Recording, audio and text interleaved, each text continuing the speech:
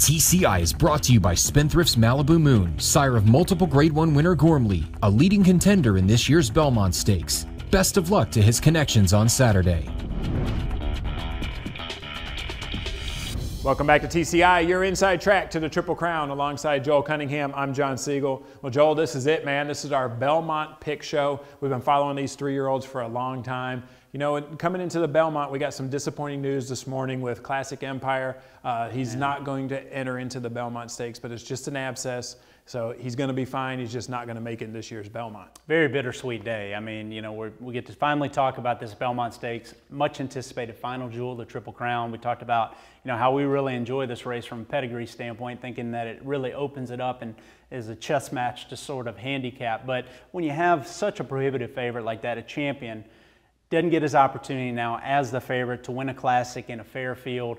A field that from an ability and class standpoint, he was going to lay over this group, in my view, John. Just a disappointing deal because he was going to be even money in here. So now really it opens it up in my mind. You got a field of 12 in here, and we'll talk about Irish War Cry. He's probably going to be your favorite. He's a morning line favorite, but he could be a very lukewarm favorite in here, John. Somewhere around maybe 4-1, I'm guessing. And you could see quite a lot of value in the win mutuals, in my opinion. Well, you mentioned that no Classic Empire in here, so I'm interested to see what does it do to the TCI top 10 going into our last leg here of the Triple Crown. I'll tell you another thing I was disappointed in, John. I thought maybe you'd see some horses that were going to enter in the Easy Goer consider running in the Belmont. It's still $1.5 million in a Grade 1 Classic. And with no big-time favorite like that, I figured you might get some last-minute entries. We didn't see that. We got a field of 12. Let's look at the TCI top 10 here. And there is some shuffling because obviously we got to take a few off that were on last week. But my top 10, you know, really I'm kind of focused in on my top 7. You know, you'll see some news in here that didn't make the list last week. And I still think that Epicurus, particularly now with Irish War Cry out, with his back class, his stamina indications, coming in fresh, that tactical speed. For me, he's the horse to beat. He remains in that top spot going into the Belmont Stakes. And you see some other interesting local horses underneath him. Well, like you said, there's some interesting horses that are local there. You know, last year, actually before we talk about the race, let's go into the pedigree standpoint just a little bit, because you mentioned that this is a race that we really like to look at pedigree-wise. Sure. And last week we were talking a little bit about the dosage, and we were talking about the Tomlinson number. Well, now we know what the field looks like, so I'd like to pull that chart back up, and let's look at the horses who are actually entered and see where they rank in the system that we have.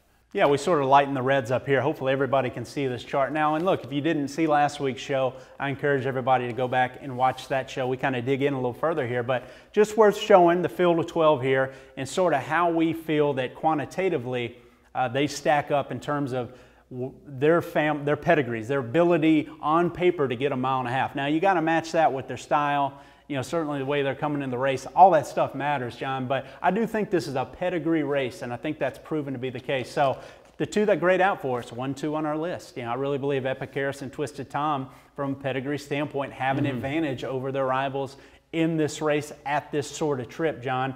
And maybe more importantly here, the bottom 5. I mean, looking at Lee, you know, here's a horse that's going to be running for his 4th time in 8 weeks. You know, we talked about that. Steve asked me to talk about how he's a very durable horse. I liked his work at Belmont. I thought he got over the track well a couple days ago, but still, for me, with the pedigree numbers I'm seeing, again, I like dosage numbers 3.0 or under. I like a Tomlinson of around 330 or higher, preferably closer to the 350 mark for me to use the Tomlinson. I'm more of a dosage guy. That's my personal opinion as far as the quantitative measure that I like to look at that really gives me an indication of these North American pedigrees. Who's better to survive? That's what they're doing. They're surviving this 1.5 mile distance. They'll never run it again in their lives, and I do think that is significant, John. So for me, I can take these 4 or 5 horses here. They won't be horses that'll be on my tickets, particularly at the top. Maybe they'll be underneath, but I don't think they can win the race. Well, I know Bobby Flay's not going to be thrilled to hear you say that, considering he just bought in today into J-Boy's Echo. He's trying to win the Belmont Stakes for a 2nd year in a row. Of course, bought in last year of Creator right before the Belmont Stakes. Turned out to be a pretty smart purchase there. Sure. Let's talk a little bit about last year's Belmont Stakes for a minute, because it was very interesting to see some of the strategy moves that happened. Of course, I'm talking about Gettysburg. This is a horse that they brought into the Belmont Stakes really just to inject some pace into the race, and it really kind of changed the outcome. Do you see any horses this year that you think may inject a bunch of pace into this race? I definitely do. I think you'll see Meantime on the lead in here. I mean, he went pretty quick last time out in the Peter Pan in a 1.125 mile, one-turn trip. Now going 2 turns, 1.5 miles. I don't think there's any question Mike Smith on him. I think you'll see him on the lead here. And Mike's a smart rider, so he's probably going to obviously try to walk the dog on the front end. I still look at this colt. I don't think that he's going to see out the 1.5 miles, but I think he's a definite pace setter. And he's interesting, John, because how fast he goes early on is going to dictate maybe how it sets up for some other horses. Typically, the Belmont is a galloper's race. They don't set a fast pace in here because everybody knows they've got to go 1.5 miles over this big racetrack. And the distance is such a concern, it's so much in the jockeys and connections' minds. It's typically a galloper's race where everybody will sort of get position that first turn, but then you really see them take a handful and you see them sort of gallop around there and then really punch it in going in the far turn. And I think the horse that's going to have the most success is the one that's probably going to be moving the best at the quarter pole. And then from there on out, it's more of an active survival from the top of the stretch to the wire, in my opinion. So Meantime, I think, will be your definite pace setter in here. I do think that Epicurus is interesting because, again, I think he's the horse to beat, and he has a lot of natural speed. They said that they want to put him in the second flight here. They want to take him back going 1.5 miles. He's so naturally quick that he won't be far behind Meantime, in my opinion. I think he'll get into his rhythm of stride is going to show more natural speed, particularly at 1.5 miles, than I think a lot of these horses in this race. So I see him there in the second flight. You know, looking at other horses in here, Tappert, he's shown speed before. What they elect to try to push out of there. Gormley, a tactical horse. I think they want to stalk with Gormley, sort of keep him out of trouble. You know, obviously, Derby, you're always going to run into some trouble there. Right. He was able to, you know, have a somewhat second flight trip in the San Antonio Derby where the pace was pretty contentious there, and he was able to run him down late. But he has enough tactical speed, in my opinion. I think he could be forward in this race. I think he could be in a stalking trip. So really, I think, you know, oh, and Irish War Cry. Why can't I? Right. Why am I going to forget the favorite in here? Irish War Cry is a horse that has a lot of natural speed, and they love to keep him in the clear in here. So I don't think they're going to want to risk taking him back behind a bunch of horses in here because that's sort of been their MO. They haven't done that in any race. He's a horse that, you know, gets pretty eager early and keen early in his races.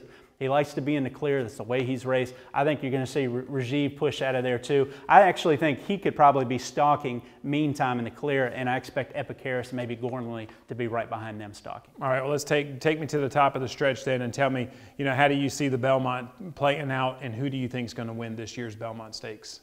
Yeah, John, I mean, like I said, I think, you know, normally you're going to get a galloper's pace in here, and really a slow pace in the Belmont. If the track is playing fast, and then somebody, you know, gets a very slow pace in the, you know, in the Belmont, and they're tactically placed, I do think it gives them an advantage. But the way Belmont usually plays is pretty fair, and that 1.5 miles over that sandy surface is usually very daunting to where I don't care how really fast or slow they're going early at a 1.5 mile type distance. Usually you don't see the brilliance to be able to kick away. And also what that's going to do is condense the field. If they're going too slow up front, you're going to see the deep closers only, 5-6 lengths probably in a compact field off of it. And it's going to be like a European-style gallopers type affair. So really the pace isn't, you know, super important to me. It's who can see out this distance. My opinion, Epicurus is the best speed right now. He comes in fresh. Japanese, very confident in him. He has that Sunday Silence paternal line. He has a deep European female family, stamina-laden female family we talked about. So all the stamina indicators I look for on paper, and just his style too, his tactical ability. I think he's a horse that has a pretty good rhythm to his stride. He can keep on going. I think he's going to be the horse that, turning for home, you're going to have to come catch Epicurus. I think he's the horse to beat in here. But I do think that there's an interesting horse that can come get him in here. And the horse is 20-1 on the morning line, and that is Twisted Tom, John. I really think they'll fall out of the gate in here as long as he avoids any traffic trouble, which, again, in a 1.5 mile type race, Javier, a lot of experience over that racetrack. Yep. You know, here's a horse that I think is just coming into his own. You know, you look at him on paper, and he's been on a lesser circuit. The Byron numbers are weak. That's why he's 20-1 in here. But he's bred to handle 1.5 miles. He's working well locally. Chad Brown's on fire right now. It's Belmont Park. It's his home track, John. I think he's going to like the 1.5 mile trip. So if Javier can navigate a good trip in here, I just think if this horse can save the ground, not get into trouble, I think he could fire and post an upset in here at a 1.5 miles. And I do think they're going to bet him a little bit down from that 20-1. I see him more in the 15-1 range. And look, Chad Brown, look, he could have run Cloud Computing in here. Yep. He bypassed the race. He has a horse by the name of Timeline that's undefeated, won the Peter Pan, the local prep. And as soon as the race was over, he said, I never thought this horse was a 1.5 mile horse, so I'm going to point for the Haskell. Even though Timeline would be the favorite in this race now. If he were in this field, he'd be the big favorite. 1.5 miles, $1.5 million, reasons to run, a Grade 1 Classic. Chad Brown, that Bobby Frankel School of Training, he's run a lot of those Juddmonte 1.5 mile stamina type horses. Yeah. I think he knows what a 1.5 mile horse looks like and what one doesn't look like. And Timeline had a pedigree to really stretch out. The fact that he has Twisted Tom in here, I think is a big boost of confidence based on the way this horse is working. I think he's got a real big chance of winning this at 15-1. He's my pick. And I'll take a horse like Patch to round out the trifecta. So I'll take Twisted Tom running by Epicaris in the stretch, Patch grinding away for third. That's my trifecta. How about you? I like it. I mean, I'm going to be honest with you. I look down through this field. There's nobody that really stands out to me. You know, I liked Irish Warcry going into the Derby. I thought he looked really, really good. Yeah. I'm going to go with Patch, just a sentimental reason. You know, I thought he was so brave in the Derby. What he overcame, that outside post, and of course he drew it again in here, but I just thought the horse just showed so much heart. I think he's got the style. I'm going to go with him. He's by the right horse. Let's see if he can get it done. Hey, he's 12-1 in the morning line. I'm not sure he can win. I don't like him as much to win as maybe a couple others, but I love your pick there. I mean, he's by a Belmont winner. The Broodmare sire is a Belmont winner.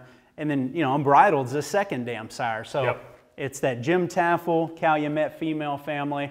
Obviously, Patch looks like a grinder. He looks like that horse that's going to clip along those 12.5, 13-second furlongs and keep giving it to you. So I like your pick there. Patch, a little concerned he drew the far outside again with the eye like he did in the Derby. Johnny V's going to have to navigate a trip. It'll be a lot better situation for him than in the Derby, though, in a 12-horse field. Johnny V knows that oval. Patch is dangerous. He sure does. Hey, thank you guys for watching. Hey, and keep in mind, JC did tell you last time before going into the Preakness, Chad Brown, Cloud Computing, he let you know that there's a reason why he put him in here. So keep an eye on that. Twisted Tom might be your horse. Thank you guys for watching this season. Good luck in the Belmont Stakes. Make sure you come back next week. We'll recap this, and we'll start talking about Breeders' Cup.